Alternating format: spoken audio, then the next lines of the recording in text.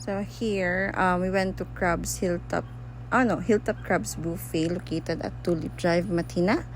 So you can just search in the Google Map where it is located.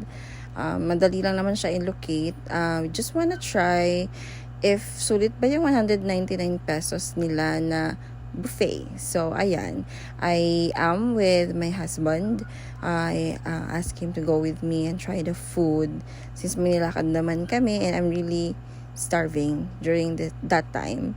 So, ayan. Yung kanilang menu, you can pause it and then like zoom in if you want to see ano yung kanilang inclusions and ano yung for add-ons.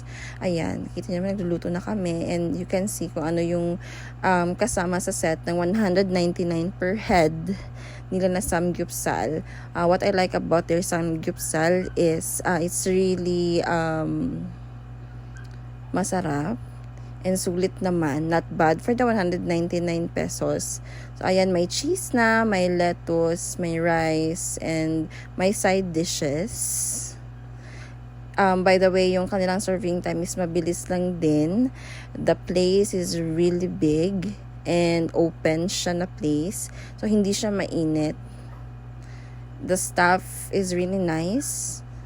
The staff are really nice. Tsaka accommodating sila.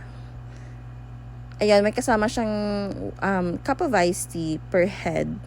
But if you want to have more drinks, you have to buy either yung iced tea nila na pitcher 100 pesos or soft drinks na 1.5 liter which costs 160 pesos. So up to you lang. May free water naman if you want water lang. So if I'm going to rate this restaurant, I'm going to rate it like 8 out of 10.